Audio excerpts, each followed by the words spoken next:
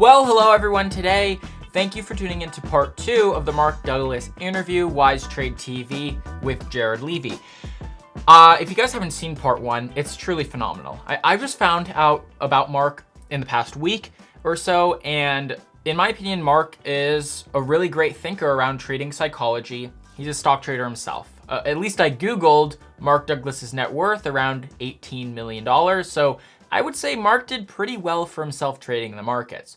Of course, you know, that's just that social proof for me to know, hey, does this guy actually, did he stock trade himself, or is he just, you know, stock trading, I guess you'd say guru out there? Is he just a coach that can't do it himself? But at any rate, I think Mark has a wonderful mentality around trading, and I'm very interested to hear part 2, camera 1, of what Mark has to say in today's video. So we're gonna just take it right off the bat. We ended the video.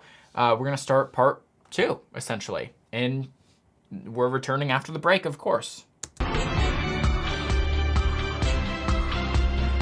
Welcome back to the WTV special on putting your mind over the market. I'm Jared Levy. Mark Douglas has been talking about psychology in today's market. Mark, let's continue with our conversation we left off with.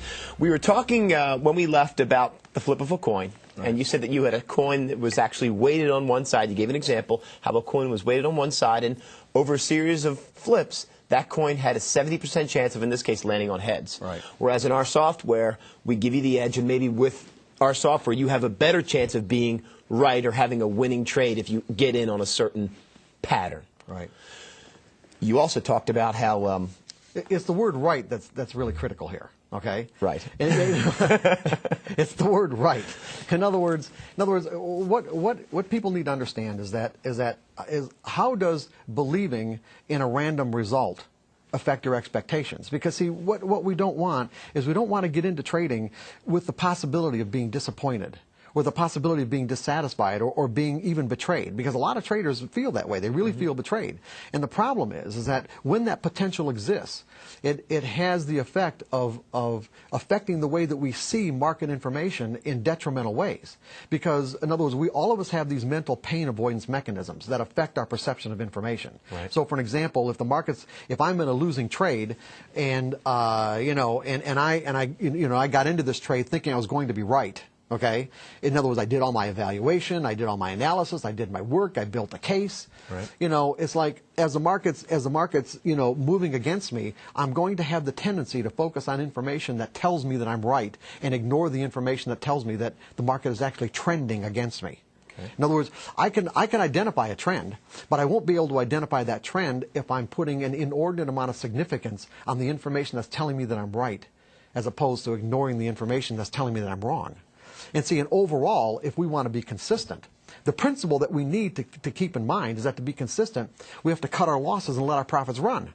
We have to make more on our winning trades than what we lose on our losing trades.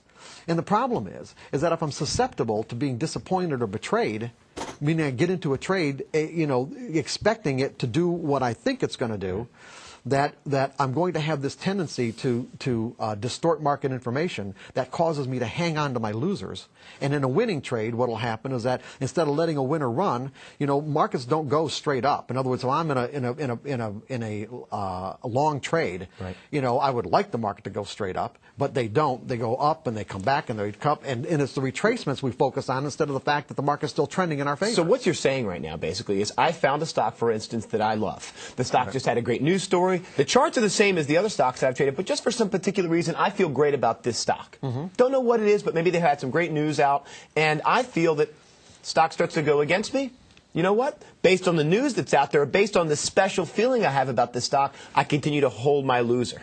I continue to hold my loser until this thing draws down against me, and I'm in a major losing position. And I keep losing because I feel in my mind that I had some sort of special. This stock was special. Is that what you're referring to? Yeah, it could be anything. Because I know traders do that. Yeah, I know. It could be any variable kind of information that people latch onto. Okay. The thing that they have to understand is, regardless of the reason that they got into a trade, it doesn't. Regardless of the reason, if other traders don't buy into that reason, or if other traders don't have another reason to want to buy at a price that's worse than yours. You bought the stock at 10. Right. Someone's got to want to buy it at 11. Someone's going to want to buy it at 12 and buy it at 13. And not only be able to buy it at 11, 12, and 13 and 14, they're going to have to take out all the offers, all the traders who think it's high. In other words, at 11, 12, and 13. And so if these people aren't coming into the market to do that, well, then whatever reason you thought you had might not be so good. Right. And so that's why it's so critical to predefine your risk before you even get into a trade. And that's why professional traders don't think about it any other way, because they know it takes other people. That you know, my reason might be great, but if someone else isn't buying into it, what difference does it make? It doesn't matter, because it's not a winning trade. And so, you know, if we have this susceptibility to be disappointed, what it does, it affects our perception of market information in a way that doesn't allow us to cut our losses. How do we make ourselves not susceptible? I mean, how can you by changing your perspective on this, by really understanding. For an example, Jared, you ever played a slot machine? Yes. Okay. Now, I don't like it. You might, okay. But I played it. For whatever reason you don't like it, doesn matter, okay? That's good that you didn't like it, because it might make the example even better, okay? Okay? You play a slot machine.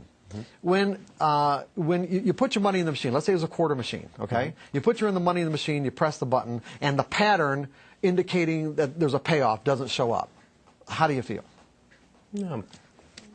Well, do you feel betrayed? Do people betrayed by the machine? No, not at all. And why do you not feel betrayed by the machine?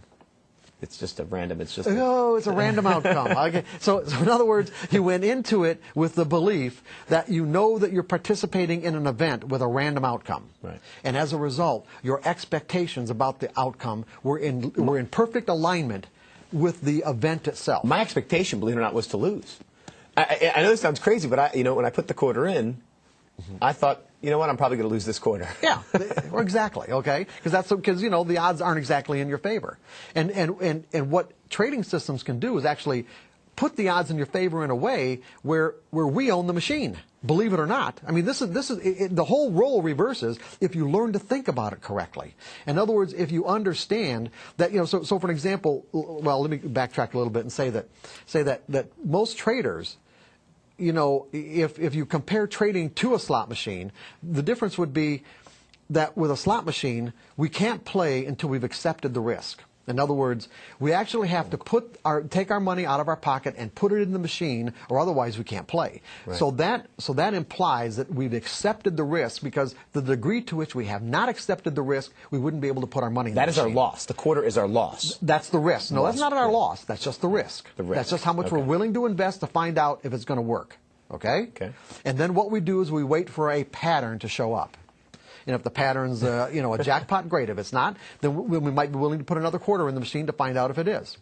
The difference with trading, and this is where people's mental idea of what this is all about gets messed up. The difference with trading is that the pattern shows up in the market. First. The pattern shows up first, okay? Then what we have to do is put up our money, meaning how much am I willing to risk to find out if it's going to work? But most traders, because they evaluate, because they judge, and because they analyze, they think that and build a case for the pattern being right, they actually talk themselves out of believing that the risk even exists. They might give lip service to the idea of putting a stop in the market, like some of those errors that I said in the beginning. Right. How many people put stops in the market and take them out, and then let what would have been a small losing trade go into a big losing trade? That's lip service. You see, well, okay, I've been told over and over again I got to put stops in the market, so I'm going to do it. But they haven't really accepted the risk. Right. We see it every day. Every day. Yeah, they haven't really truly accepted the risk because they don't want to be wrong. And what they have to understand is that this is not a right or wrong game. This has nothing to do. Trading a technical methodology or a technical pattern does not have anything to do with being right or wrong. That's amazing. You've got to accept that, okay, you can't feel defeated that you got the trade wrong. You have to accept, and I love what Mark said, you go into it knowing that the outcome is random. You have to go into it knowing that that outcome is random. And don't take personal offense. I've wanted to quit trading altogether. I felt terrible. I felt a pit in my stomach because I felt like I had such conviction. I felt like I had such conviction that this trade was actually going to work out. And it didn't work out. And I felt disappointed. Exactly what Mark is talking about. But as a professional trader, you can't take it, you cannot take it to heart, because you must know that the outcome is random. The outcome is unique. Just because you think you're following a pattern, it doesn't have to follow that pattern. It doesn't have to continue. You have to just accept, that, okay, you have to put your broad trading hat on in the perspective of, okay, in the long run, I'm going to have more winners than losers. But when I'm entering this precise trade, I don't know where it's going to end up. So I've got to put my stop loss accordingly, and I've done exactly what Mark has said. I've put in a stop loss, and then I've moved the stop loss down because I'm like, oh no, I'm not ready to exit the trade. I think that it's going to, rebound. And I end up selling it lower than where I, would have initially sold at.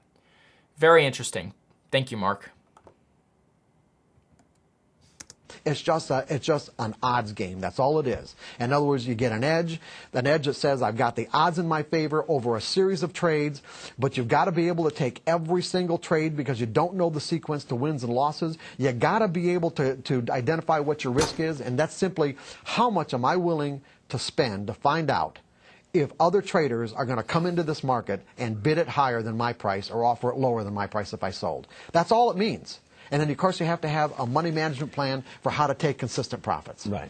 Which is another problem all in itself. Oh, yeah. But see, the thing is like when you change your perspective, when you change how you think about this, okay, it's like I know there's a random outcome to these patterns. And so I know it's not right or wrong. And so what potential do I have to get disappointed? No more potential than what you had to get disappointed by putting a quarter in a slot machine and it didn't come up with a jackpot. Right. And see, this is the critical thing here, Jared. You got to be able to change the way you think. This is what's the title of this program? Mind over markets. Okay, you got to be able to change the way you think. And how does a trader do? I mean, what are the steps? I mean, is there obviously by reading your books, by getting themselves immersed in your thinking, is certainly a way to do that. Is there anything from this point forward a trader can begin to do, or thoughts that traders can try to add to the repertoire to begin to think like a professional trader, have that carefree state of mind, and start to change the way that they view the markets and their risk? Is there an exercise they can do? Yeah, absolutely. I mean, there's an exercise in trading in the zone, exercises in how to think like a professional trader, and basically all it really takes, Jared, is simply a sincere willingness to do it. Honest to God, it's just like anything else in our lives. When we realize that there's a particular goal that we have, and there's a strong desire to achieve that goal, then we're going to take whatever steps we need to achieve it. Whether those steps are trading in the zone or how to think like a professional trader or some other methodology that people are more comfortable with or whatever. The point is that if someone really sets their mind, any of us, when we really set our mind at getting something, we'll get there. We will get there. But the difference is, like we started out in the beginning of the program, the difference with this is that what we have to set our mind at is how to change our mind. Okay? And that's why there's so many people who are so close to getting it, but never really get beyond that threshold. What's that hurdle? Why can't? Because people don't want to change the way they think. It's that simple. People don't like changing. How can people get to the carefree state of mind that you talk about? By changing the way that they think. They've got to eliminate the potential to think that the market's going to disappoint them. They've got to eliminate the potential to think that the market's going to disappoint them. And the way they eliminate that the potential is by understanding that trading is not about being right or wrong. It's a probability game. Right. If you're trading technically. Now, I don't want to confuse people, but I got to say something else. Is that traders do evolve. You got an hour and a half, by the way. Keep going. We do? Oh, okay. Yeah. You got that long, honest to God? Go ahead. Oh, my. No, is that there are stages of development. In other words, and I think I started to talk about this in the last segment, is that there are stages of development. That we start out learning these fundamental skills, like learning how to think in probabilities so that the market doesn't have this potential to cause us to feel emotional pain. Right. We did everything we could. We had our edge. It didn't work out. That's right. On. And that's all it is. When you put on a trade and it doesn't work, all it really means is this, is that some other traders didn't come into the market that had the same belief that you had or the same conviction that you had about this market doing whatever it is that you thought it was going to do. That's all it is. It's nothing more than that. And you have to learn to walk away. And you have to learn to walk away. I mean, let's put it this way. How good do you think the average person is at predicting other people's behavior? Someone else's behavior. People aren't that good at predicting other people's behavior. Or even their own behavior, for that matter. Okay, Exactly. They find themselves doing things that what am I doing this for? You know, and so how good are they going to be at predicting collective human behavior? Now, the methodologies. You can't get offended that the idea didn't work out, because you can't control what other market participants are going to do. That's what Mark's talking about in this section. You cannot control what other market participants are going to do. You just can't control it. So don't get offended that the trade doesn't work out. Set the stop loss, sell out of the losing trade, and go on the next trade. Go on your day.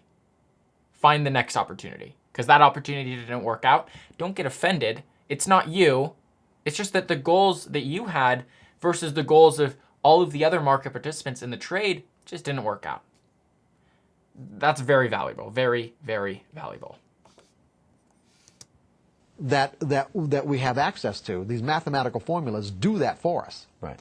But you have to understand that there's no possible way that these mathematical formulas can predict the outcome of these patterns on a trade by trade basis. Only on a series of trades. In other words, what they're really saying is that I have the odds. So when I get a signal, from my methodology, at the very most fundamental level, what this is telling me, right, is that fresh cross. There's a higher there's a high, or let's say, the odds are in my favor. The odds are in my favor that somebody is going to come into the market. This is what the pattern means. Right. The odds are in my favor that somebody is going to come into the market and bid it higher from here if I bought, or offer it lower from here if I sold. That's all it's saying. Now, they're either going to come or they're not.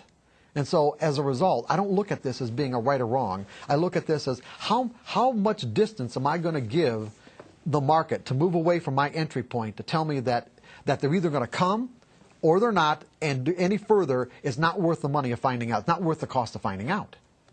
That's all it means. Do you talk about stop losses? You talk about stop losses and management in your DVD. Yeah, absolutely, but not like very specific. Not the kind of specifics that, like if you're in a half an hour time frame, how much. Well, that's the trader's decision. Yeah, but the trader, dependent upon their trade style, is going to adjust their stops according to their account size, according to the risk tolerance, etc. Right. What you do, I think, is give people an understanding and a basis of where they should be placing their risk, or how much, not from a dollar perspective, but maybe from a in other words, so that they can from a mental perspective, so that they can adjust their trading style in a way that conforms to where they're at in terms of their ability to take the risk. Would one exercise be for a trader to begin testing out their loss? In other words, take a $100 loss, see how you feel. If you were able to take a $100 loss and walk away and not fret too much about it, not let it stress out the rest of your trading day and not think about it, maybe then you could say, okay, I'm willing to trade a more volatile stock and move to something like a $200 or a $300 loss, etc. Is that an exercise you think would be beneficial? Oh, absolutely. For the traders? Yeah, absolutely. I mean, and that's what I suggest to people, all the time. Especially, when I was doing coaching. It's like, and when I was doing coaching on an active basis, I mean, I was coaching some pretty substantial money managers, and they'd get into a situation where they're on a pretty good losing streak, and often it required that they actually go back to a risk level that they hadn't. Meaning that if they were trading 10,000 or 100,000 shares, or willing to take $500,000 or $1 million hit on a trade, to get back to where they felt more in sync with the market, that they may have had to go back to only trading 1,000 shares. And see, and when you're working in a corporate situation like that, with other traders, that's often a hard thing to do, but that's exactly what they needed to do. I suggest to people that I mean, look at it this way: paper trading. Okay, a lot of people who teach trading say that there's no point in someone paper trading, because there's oftentimes a huge difference between the results they'll experience paper trading and what they'll experience when their real money's on the line. Yeah, because there's no real money on the line. In other words, I'm sure there are probably a substantial number of viewers out there who can make consistent money following their methodology, paper trading, and then they start doing real trading, and everything changes. Okay, well, and so a lot of teachers have said, well, there's no point in paper trading because there's no correlation between the results. Well, that's not really true, because what paper trading can do for people is very beneficial. One, it's a graphic demonstration of the gap that exists in terms of mental skills that they need to acquire. In other words, it's a good way to get familiarize yourself with your trading platform. It's a good way to really get confident with your methodology, but more so, it is a graphic representation of the mental skills that you don't have. That's an interesting concept. Wow. I've really felt that. I write it down on a spreadsheet or a notepad and I say, okay, I'm going to go out and trade in the market. I'm going to make a 1% return. Doesn't end up working, right? Let's just say I take a loss that day. I get offended. And I think, what the heck? Why didn't that strategy work out for me? It's just the repetition of trading and knowing. So the paper trading has done absolute wonders for me in understanding, okay, I might have a conviction here, or I might have an idea of I want to be successful in this trade. But then understanding when I go to actually trade that, that outcome that I wanted probably isn't going to be the case, right? Because I'm learning. Paper trading has been very, very valuable for me to get ahead and try to understand a little bit about my own psychology. And yeah, it's really, you can think of it as it being pretty defeating that, okay, I'm thinking up here that I'm going to be a successful day trader and I have a high intellect and I'm understanding and I can do this. But trading in a way, as Mark Douglas would tell us, trading isn't like real life. In real life, if you put effort in and you have the conviction, and this is the conviction in yourself, and you have the confidence in yourself, you can do it. You can build the outcome. But trading doesn't work like that. Trading is a probabilistic activity.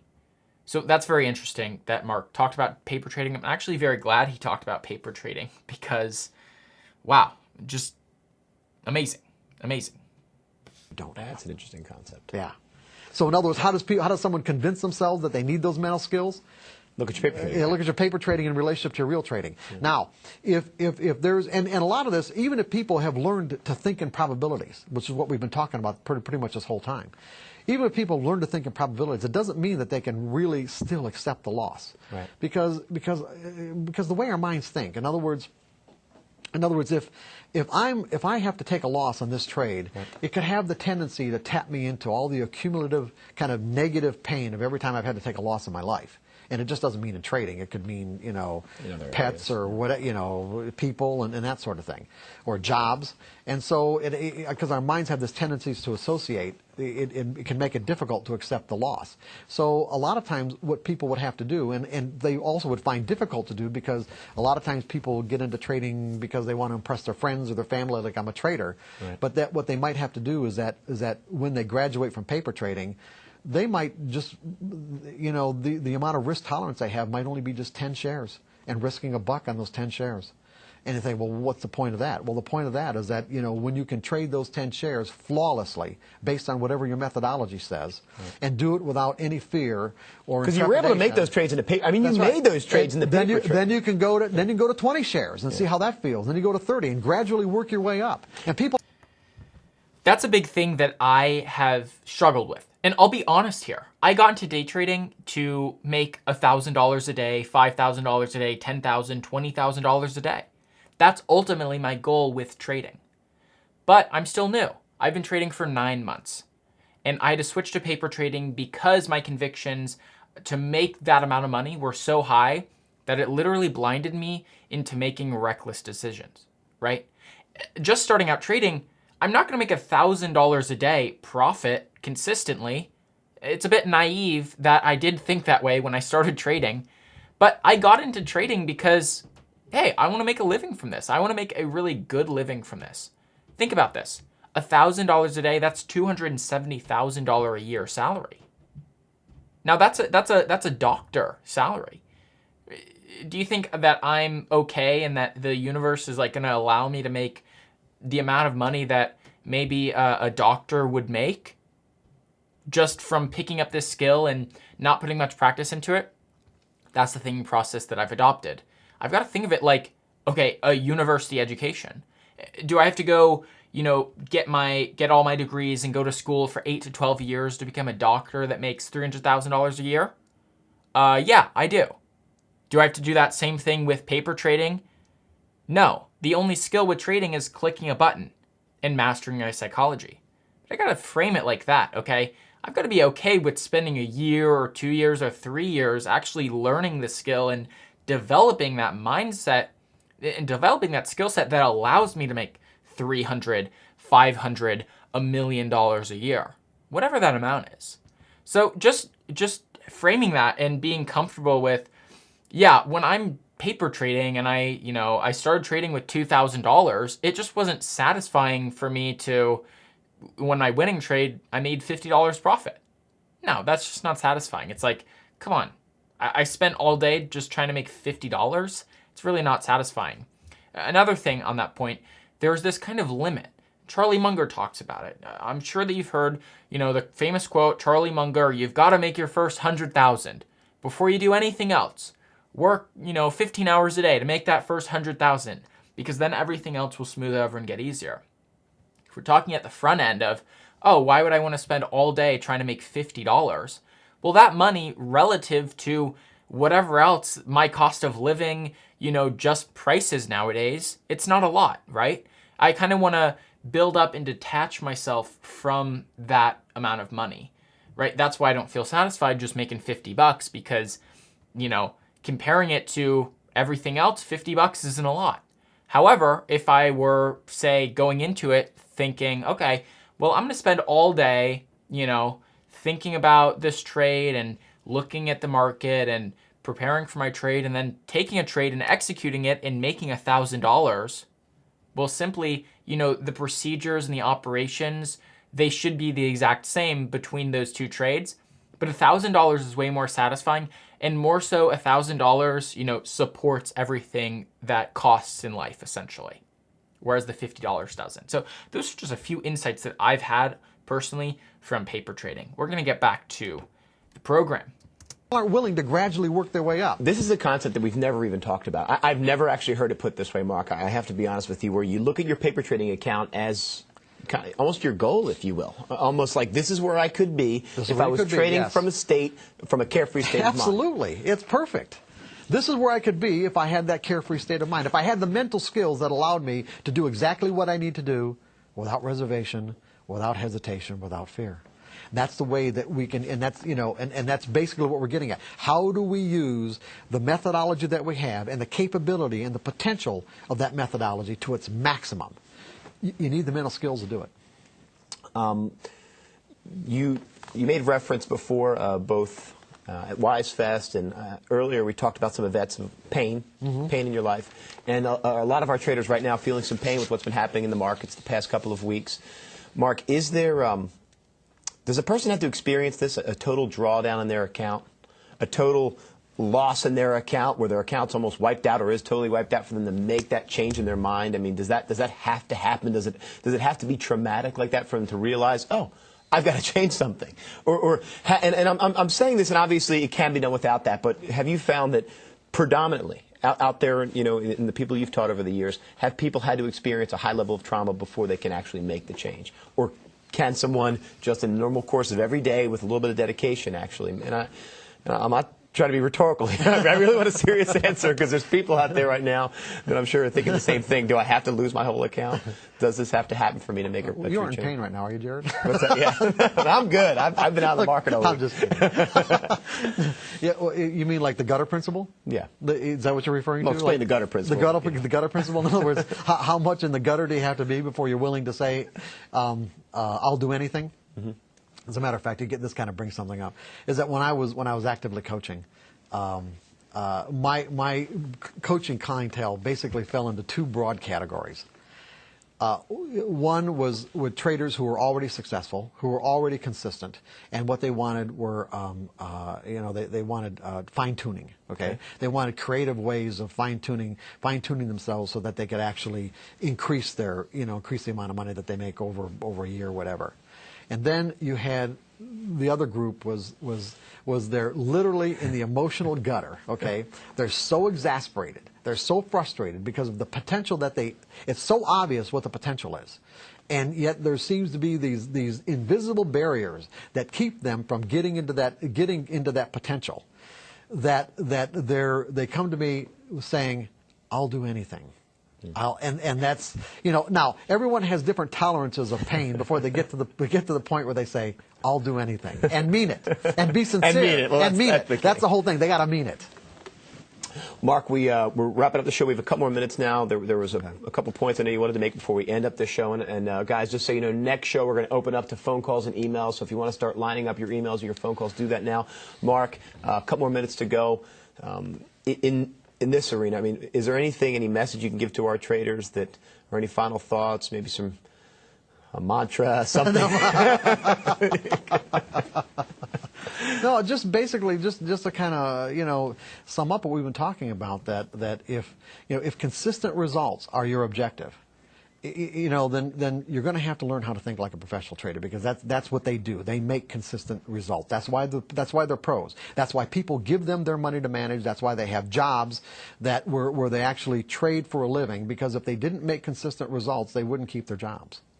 And so to do that, you have to learn to change the way you think about trading in a way where it doesn't cause you to have this potential to think that you're going to be disappointed or betrayed or put you into a state of emotional pain.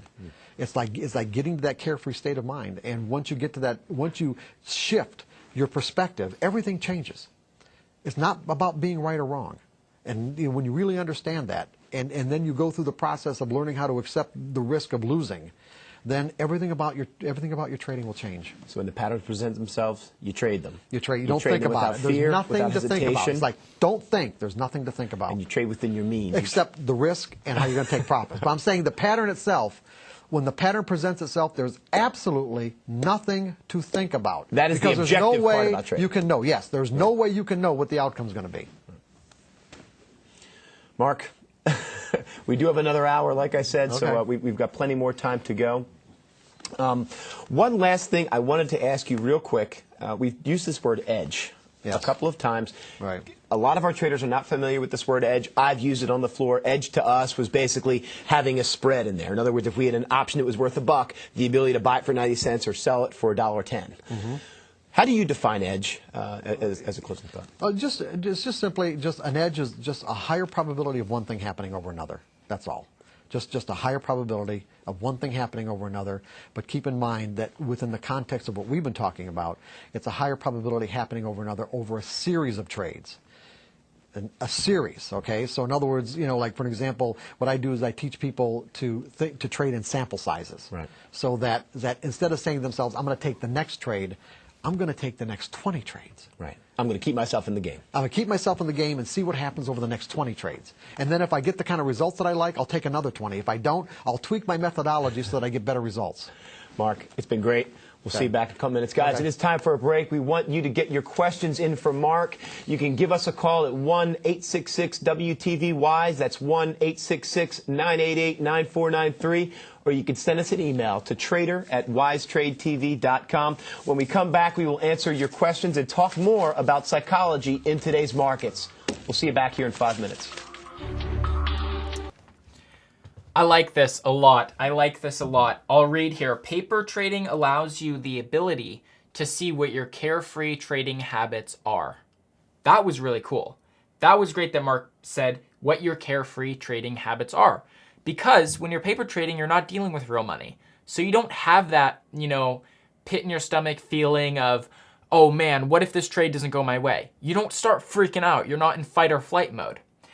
Paper trading allows you the abilities to see what your carefree trading habits are. Look, folks, last Friday, I shared with you, I took an extremely boisterous, call option trade on Intel. I ended up making that 110% trade. Now, my total account right then was about $28,000. So I ended up making almost close to $29,000 on that trade. Literally on that paper trade, I felt like the most confident I've ever been in my entire life with an options trade.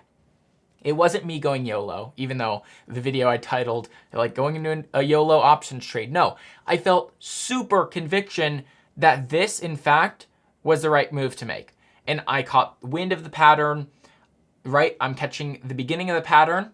I noticed the spike up. I'm catching it there. I say to myself, hey, I think that it's got more to run. It's got more to run, and I sell out here. It keeps running a little bit, but I don't care about this tail end here because I made the split. I made the difference in the middle. And I did that trade excellently. It's the most confident option trade I've ever had in my life, where I made 110%. Now, I risked my entire paper trading account value, and I ended up making $29,000 on that trade. Now, I'm just thinking to myself, wow, if I took that exact same trade in real life, $28,000, I would have doubled my trading account. That would have been amazing. I'd have $60,000 in my trading account now. That would be wild. But of course, I've got to work through the mental fortitude of, okay, first things first, I wouldn't risk all of my money on, an option trade like that. Second thing, I'd feel a little panicked about actually putting $25,000 of my own money into one trade. So maybe I wouldn't do that. But the interesting thing to think about is that the paper trading allows you to see what your carefree trading habits are. And that's very useful. That was very useful. So another thing, I'm going to keep going through the notes. Paper trading allows you the ability to see what your carefree trading habits are. Oh, I already read that. I already read that. Sorry. Edge is a... Okay, so more note, edge is a high... So another note. Okay, so another note, edge is a higher probability of something happening. And you go into it knowing that the outcome is random. And think of your trading as blocking out trades. Instead of saying, okay, this next trade is going to be a winner, say the next 20 trade are going to be more winners than losers, right? That's very interesting. So we are going to continue and come back after the break and watch Mark and Jared. Dance time, dance time. We got this music. Man, I got to get some cool music like this in the house. Jared are still here and ready to answer your questions. You can give us a call at 1-866-WTV-WISE. That's 1-866-988-9493. Or you can email us to trader@wisetradetv.com. Guys, Mark, that was a great show. I loved all the information you gave everyone. Thank you, Susan. Thank you very much. Thank you so much for being here. I know at Wise Fest everybody was thrilled to actually get to meet you and see you in person. So it's a special pleasure to have you as a special on WTV. Thank you. Different for me. I've never been on live TV before, so this is. Well, you're doing a great job. Thanks. Well, guys, we have lots of callers and emails to no surprise. So why don't we get right to the phones? Let's go. We have a call from Brandon in Massachusetts. Good morning, Brandon. Hello, guys. Brandon, hey. And lady. Good morning. What's your question for Mark? It's not really too much of a question. It's mainly I'm a complete clean slate. I learned how to trade through Wise Trade. I didn't know anything before, and I just thought you guys want a perspective of not knowing anything. And your analogies that you used were great. It really made me understand what's going on. And I just want you to comment on what I've taken from it. That's okay. Yeah, we'd love to hear it. These are the things that I've gotten. Why is trading not guaranteed? It's because prices are determined on predictions of what other people will do. And technology can record what other people have done in the past, but cannot predict what people will do in the future. Right? To a point, yeah. No, they can predict what people will do in the future, but just not on a trade by trade basis. In other words, you're going to get it's like I'm going to go back to the coin. What Wise Trade or technical methodologies do is give you a weighted coin.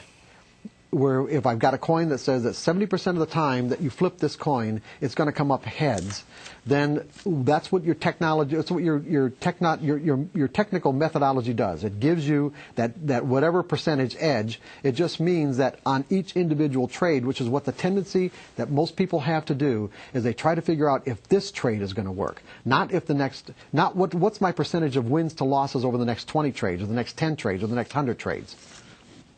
That's a good point. Edge. Edge. That's a good Right, point, Jared. edge.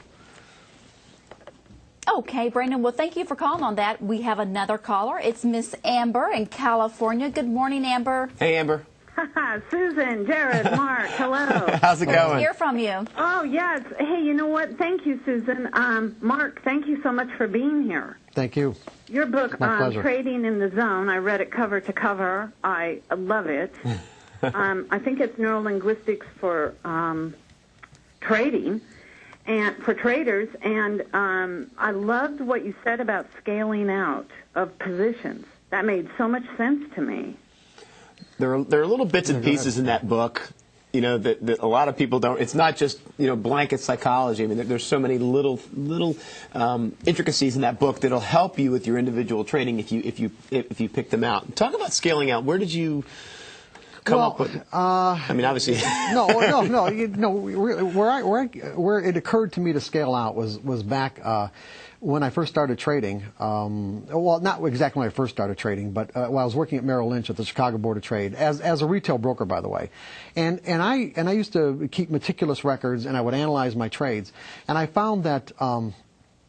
that rarely did I get into a trade where it just stopped me out immediately. In other words, where the market never gave me anything. In other words, I get into a trade, let's say I bought at 10, and next thing you know, price is at 9. It never went to 11, okay? Right. So that was maybe 1 out of 10 times that would happen. And then I saw that there were certain percentage of my trades where it went, if I bought at 10, it would go to 12 or go to 13, and then go back through my entry point and stop me out at let's say 6 or 7. So it actually gave me something, but I didn't take it because I was looking for something more. And so what I did is I analyzed my trades in this way and put them into categories in terms of the percentage times that it would go in my favor in relationship to when it didn't, and found that I could best I could give myself consistent results if I started scaling out. In other words, I would take a part of my position off at a very small amount.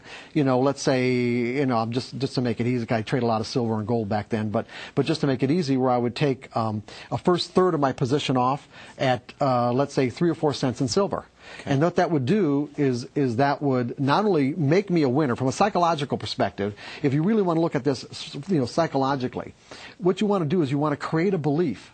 You actually want to create this belief inside of you that I am a consistent winner.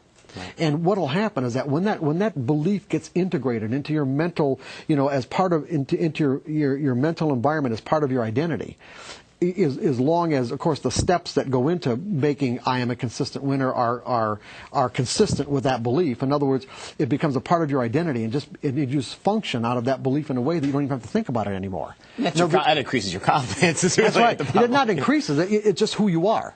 So in other words, if I want to actually believe that I'm a consistent winner, then I have to do something that creates that.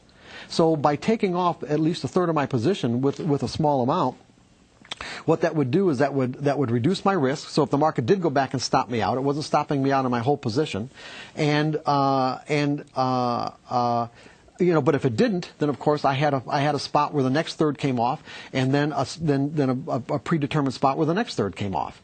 And now the problem with scaling out that a lot of people have is that if they get into a monster trade, they're the loss potential of, if I had the whole thing on, I'd just made so much money. But again, it's like, what's your objective? If your objective is to get those monster trades, then it's going to be inconsistent with producing consistent results. So you have to be clear about what it is that you're trying to accomplish. I really like that, Mark, because there are a couple of things you said that I really like, and one is setting yourself up for success. And it's sort of like what you do with your children when they're smaller. You want to reinforce the positive things that they're doing correctly, because then they know, you know what, I can do this. And so by taking those profits as they're coming, you do have that mental state. Absolutely. It's really critical. It's really important. I think it's one of the most. Once people get some of the fundamental skills out of the way, it is probably the most important thing they can do for themselves. Is what I call take money as the market makes it available. Have a plan for taking the money as the market makes it available, because we don't know how far it's going to go. I do something called kibbles and bits, where I just say, Right. you know what, I can just try and grab 5 and 10 cents. I know that with my trading, from what I've done in the past and based on the tool that I'm using, it's very easy for me to grab 10, 20 cents out of each of my options. Now, if the option costs $2 or $3, you know, that could be 30% or 10% of my trade, depending upon the cost of the option. So little bits and pieces, just trying to eke out small wins, and that, again, instills confidence, makes me feel good in my trades. Absolutely. Well, we have another caller on the line. It is Lee in Ohio. Good morning, Lee. Hey, how y'all doing today? Hey, Lee. It's good to hear from you. All right. I just, I talked to you when I was down at Wise Fest, and a lot of things that you were talking about, I was telling people and teaching people. But once I talked to you in the way that you really summed some things up, it just really just brought it even to light even more for me. Now, one thing it has did, it made me trade so much from a carefree state that if I see a fresh cross on a day and a good month and a good week, I get in it and I mess around and be in 20 different trades. But could there be too much of a carefree state of mind? You say what? I was asking Mark if there could be too much of a carefree state of mind. Well, I look at it, and it took me. The only thing that I don't play is earnings. Okay. And it took me to, me and you were just talking about it yesterday, Jared. It took me to the mindset that I don't care what the market is doing. If I see the charts is right, I'm getting in, period. Right. I don't even think about nothing else. And it's so funny, when the market went down, I lost some money, and a couple of my friends called me, and they was like, you should sell everything. You should sell everything. Liquidate your account. And I'm laughing. I'm laughing at them. They was like, why are you laughing? I was like, I'm going to win some, I'm going to lose some. I ain't worried about it. I'll make it back. And that was my mindset. And it's just funny that when you get that mindset, you don't just think, you don't even think about nothing else. Yeah, Lee, it's important for you still to have a plan. Oh, no, I got a plan now. I do have a plan. And in Lee's defense, if there's one thing Lee has, it's a plan. But it's funny when you said the carefree state of mind. Yeah. That's more, now, what you do talk about is something called euphoric trading. Euphoria, That's euphoria. That's different. Well, there could be something here with, there could be an element of that with you want me to cover that? Or Sure, I think it's a great idea. Well, all of us, let's put it this way. We talked about expectations in the first segment. Mm-hmm. It's like, when an expectation is simply, a mental representation of what some future moment in the environment is either going to look like, sound like, feel like, taste like, or smell like, okay? Mm-hmm. In other words, if I believe that the environment is going to be a certain way, the outside environment is a certain way based on my mental representation, if it shows up that way, if it shows up exactly that way, how do I feel? Well, universally, this is a characteristic that runs through all cultures. This is a universal human characteristic. How do I feel? You're going to feel good, right? Yeah, you're going to feel satisfied. Good. There could be a range of really positive emotions. Okay, and this is universal. And by the same token, the degree to which the environment does not conform to our expectations, how do we feel? A whole range, like I brought up before: disappointment, dissatisfied, betrayed, whatever. Okay. Yeah, usually it's extremes like omnipotence and like total failure. Well, the thing is that all of us have this potential to flip into a euphoric state of mind. And a euphoric state of mind is one where, for whatever reason, whatever expectations we had, let's say the environment showed up in a way that far exceeded what we thought, and it's just like we're as high as a kite. And what happens is that these chemicals get get released in our mind and our body. And the problem with genuinely euphoric state of mind can be like heaven, literally like heaven on earth. Yeah. And the problem as traders when we're in a euphoric state of mind is that in a state of mind of heaven on earth, it is impossible for us to conceive that anything could go wrong. Anything. Impossible. That's when the stops come off. Impossible. Exactly. Risk increases. And so, and I've worked with so many traders, and I can say that I've worked with traders who have, let's say, their threshold for euphoria was one winning trade. Okay, wow. and there are others who, you know, maybe a string of 4 or 5 winning trades, or 2 or 3 winners and a big monster or whatever. But the point is that there's a state at which we can operate at normal confidence, in which we can do all the things, stay in the process of trading, meaning that, you know, we're objectively executing our edges, we're predefining our risk, we're cutting our losses, we have a plan for, you know, taking profits on a consistent basis. And then when you flip into this state of euphoria, all that changes, because absolutely nothing can go wrong. And as traders, that's one of the most dangerous places to be, because even though you may perceive that nothing can go wrong, the market may not agree with you. And that's when we have this tendency to violate money management principles, where if we're a 1,000-share trader, we'll put 10,000 shares on, you know, we'll mortgage the house or whatever, because the trade just absolutely, there's no possible way it could be a loser. And in these situations, what happens is that when we've got 10 times the amount of exposure than that we're used to, then all it takes is just a tiny, tiny little bit that the market can come against our position, just a tiny bit. Right. And we can go from the state of euphoria to a state of terror instantaneously. Because of what you just said. You were a 1,000-share trader who now committed 10,000 shares to this trade because you were in this euphoric state. Yeah. When the thing flipped down, your loss is now way outside of what you call the norm. Well, it doesn't even have to be a big loss. It doesn't even have to be. It could just be the fact that nothing could go wrong, and so therefore, you know, it just shatters the state of euphoria, so that we go from heaven virtually to mental hell instantaneously, and it puts us in a state of mind freeze where we just can't even get out of the trade, and we're just sort of watching the market take our money away and not able to do anything about it until something snaps inside of us and we get out. So that mid zone, you kind of want to stay in that. Yeah, you want to stay in normal confidence. And what I was picking up about Lee was that he may not be violating money management principles, but when he realized that he could trade from a carefree state of mind, he was kind of doing many trades. You see, he might not have been planning all these trades out, and just going from, you know, instead of doing, if he was a 1,000-lot trader or a 1,000-share trader, instead of doing 10,000 shares, if he was just trading 1 or 2 markets, he's trading 20. Okay, right. You know. So we have an email from Ed, the Philly Pip Collector. He said, did most of the knowledge that you're sharing today come to you from your mentor or mentors, or from practical experience? How long of a period of time did it take you to trade without fear from the time you started trading with real money? Thank you again for the benefit of your knowledge and expertise. The first part of the question is, who did you learn from, and how long did you trade with who your... did I learn from? I started writing The Disciplined Trader in 1982. There wasn't really back in 1982. There weren't even that many trading books available. So this was a personal revelation. Yeah, so this was from your own experience that you're writing this stuff. This is all from my own experiences. Yeah, as a matter of fact, it had to do with you know, losing everything that I owned as a trader, and at the same time being in a situation where I was at Merrill Lynch, you know, where I was observing, you know, not only other brokers in the office, but the behavior of my customers, their customers, having relationships with floor traders, noticing these common themes of errors that we were all making.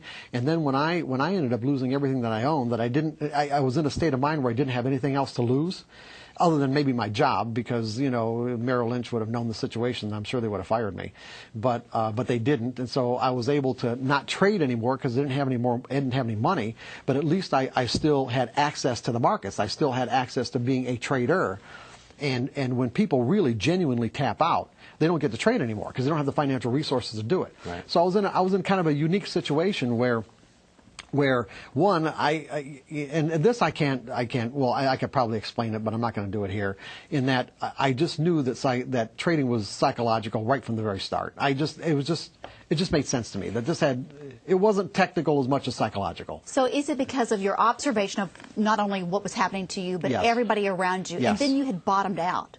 Yes. So you got rid of the fear there because you had already experienced. Yes, I had extensive journal work that I did, and so. I fully agree with Mark here. Just like I say, poker isn't really gambling in my mind because you're playing the people. You're playing your opponent. You're not playing the cards. You're dealing with the cards, and the cards give you probability. But at the end of the day, you're dealing with and playing against the people. Same exact thing with trading. You're dealing with the probabilities of, you know, the market and what opportunities the market gives you. But the real opponent, the real person that you're trying to beat is yourself in your own psychology. I've felt this, you know, foundational element to trading as well. And I understand that trading, it's more about mastering my own psychology than it is whatever the setup is, whatever the, you know, the opportunity is that I find myself in. So I find that really useful. Thank you, Mark, for explaining that. And yeah, inherently you do start to realize that, well, you're dealing in a game of probabilities and a game of finding that opportunity. But at the end of the day, you need to count on yourself to execute those opportunities correctly. And that's just how it is.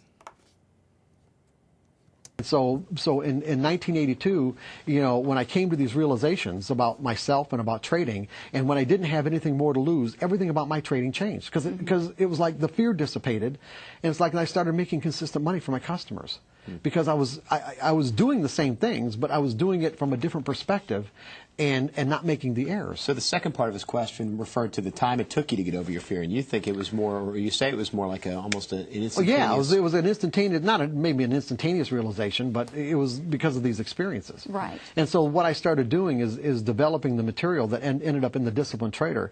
What I didn't anticipate, because I never grew up aspiring to be a writer or thought that I would be, is that, I mean, having very much of a trader's mentality back then, I would say, you know, okay, this is going to take me 6 or 8 months to do this. It ended up taking me almost 8 years. And it was tapping basically where this insight comes from is I tapped into the creative process. What I mean is that I specifically stayed away from any other material that had anything to do with even psychology or trading. There wasn't really anything on trading psychology anyway, except for one book, Jake Bernstein's Investor's Quotient, that came out in 1980. But otherwise, I specifically stayed away from it because I realized if you ask yourself questions from a sincere space of being open to any answer that comes, you'd get any answer that comes. And so I was really developing this material as I was going along. Very good. Well, we have another caller on the line. Good morning, Keith. How are you? Good morning. Keith, I'm great. What question do you have for Mark? The question I have for Mark is this. You're speaking of learning to get into that carefree state of mind and starting small. You said, example, 10 shares to gain that consistency. When would you then increase it? I mean, 70%, 80%, then increase? What would be your guideline, or would you go by a psychological guideline? That's my question.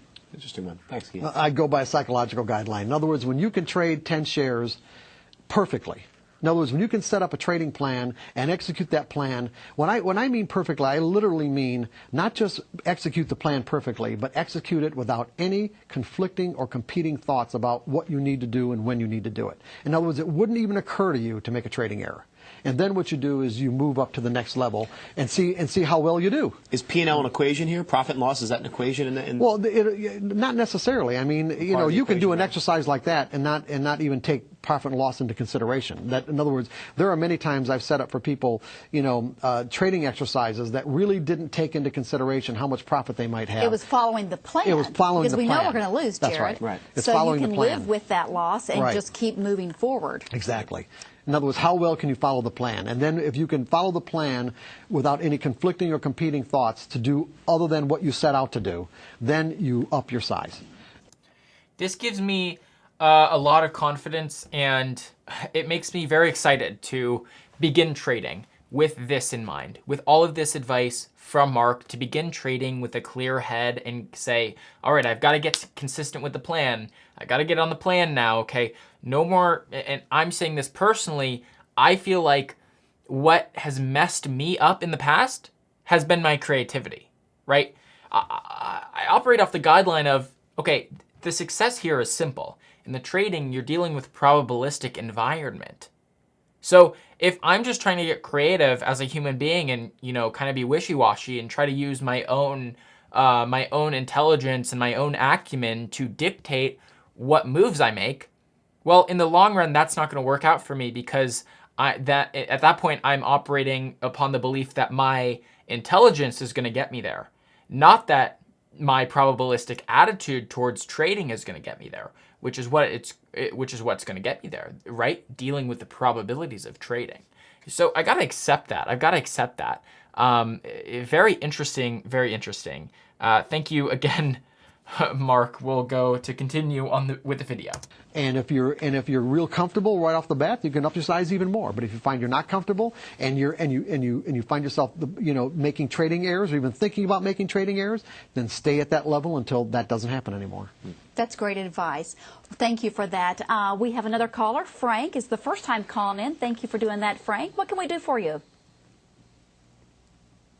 Frank, are you there? These are good questions, by the way, that people are giving us. Good stuff. They really are, yeah. Okay. Yeah. Well, I don't think we have Frank on the line, so let me go to one of our emails. This it says, since you cannot know that a trade will be a winner when you enter it for the same reason, can I assume that a profit target is the same psychology? Assuming that the next tick after I exit a trade, after reaching my pre-assigned target profit, will be a down tick is the same false assumption as when I enter the trade thinking that the next tick will be an uptick, that I must wait for the market to tell me that the trade is over. So it's kind of the reverse. Yeah, there's no way to know how far a market's going to go in your favor. You just have to pick these predetermined spots, or if you don't pick predetermined spots, then use some sort of an indicator like another fresh cross or a trailing stop to get you out of your trades. I think that is a very interesting concept as well. Not framing it like, oh, the profit could be, unlimited here, or I don't know when I'm going to sell yet because the profit could keep on going and keep on going. For me, it's helped me consider and say, okay, well, I want to be satisfied with a target return. Let's say if I want to make $1,000 a day, I'm going to be satisfied making $1,000 a day. I don't necessarily care that, oh, wow, that could have ran and I could have made $1,500 today. No, all I care about is making $1,000 a day every single day because I know in the long run that full year is going to make me $250,000 a year. So I don't care about getting creative on any specific day. You get what I'm talking about? And I'm talking about future me. I'm not making $1,000 profits every day. That's not me. In fact, I'm just doing the paper trading, of course, like we've talked about. But that's the frame of mind that you have to get in. Not being like, oh, I'm not sure what to do because maybe the profit runs longer. Accepting the fact that, okay, the profit's probably going to run longer when I cut off my trade. Just because I cut off my trade and I sell, that doesn't mean that it's the top of the market, honestly. That doesn't mean that. It just means that, okay, I've hit my target and I'm okay with what I've made and I don't care, what extra potential I'm losing out on.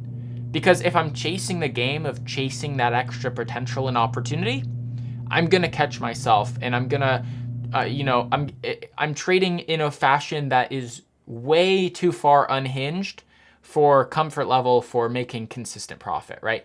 I think Mark told about that. If you're a trader that's looking to hit monster trades, day after day, it's not going to be consistent. Not going to be consistent. But if you're looking to make a significant profit, if you're looking to make a consistent profit, then, hitting those trades and, hitting those like first base trades. I don't know much about baseball. Not trying to hit the home run every day, I guess. But just, trying to hit those first base hits, that'll prove out to be a little bit more consistent for you. Very interesting. Very good. Okay, our next email is from Hal in Pennsylvania.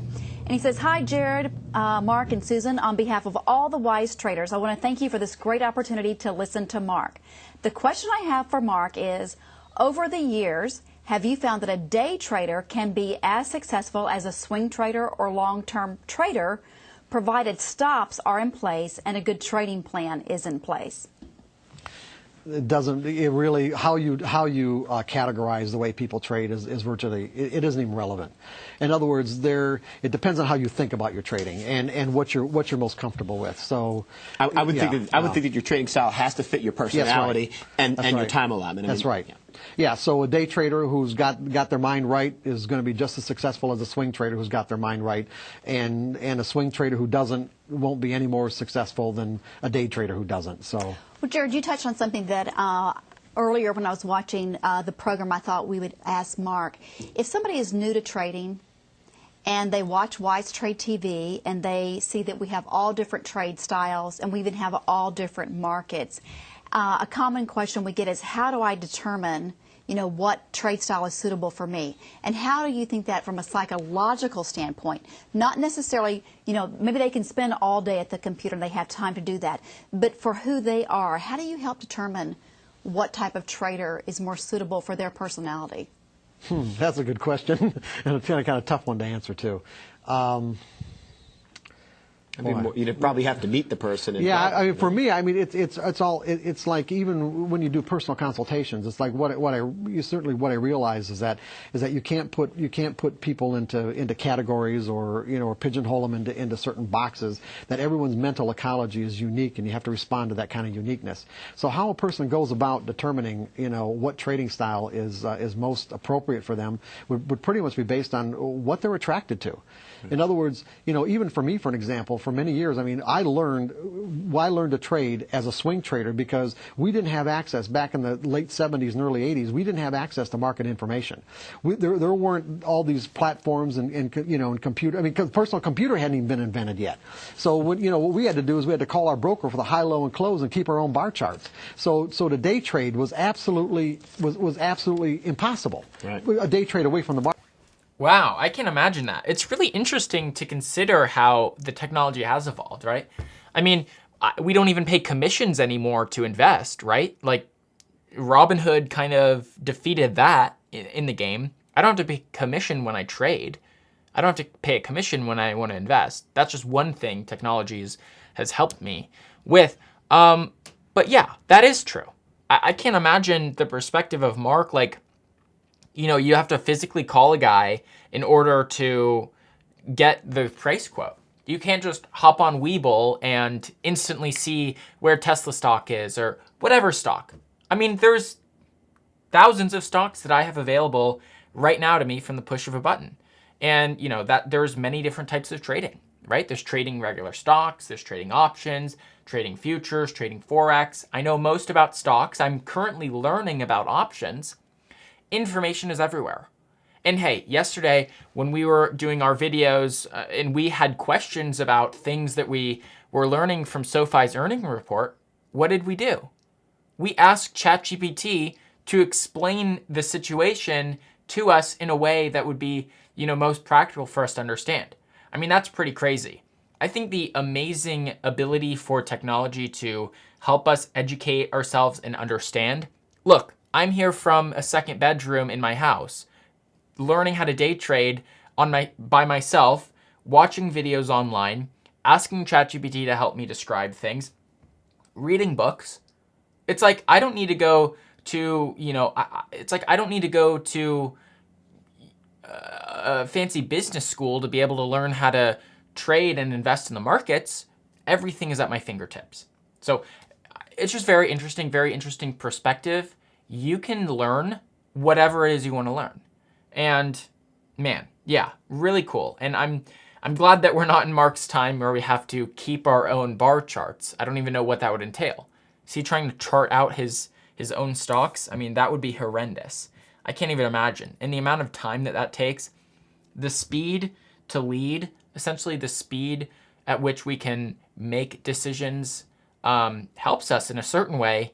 But it could also hurt us because if we're not confident about the trade, well, we can still just click the button and then the trade's in and, oh, wow, we didn't really prepare for it. So there is a balance. I think going through, more preparation helps you balance out and helps you make better decisions. But the ability for the tech nowadays, I'm just so grateful. I'm grateful that I have trading platforms that allow me to trade zero commission, allow me to trade instantly.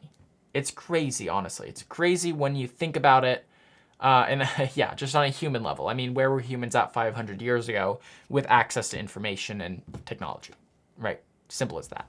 So, everyone, with that said, I'm going to continue the third part of this video series tomorrow or in the next coming days.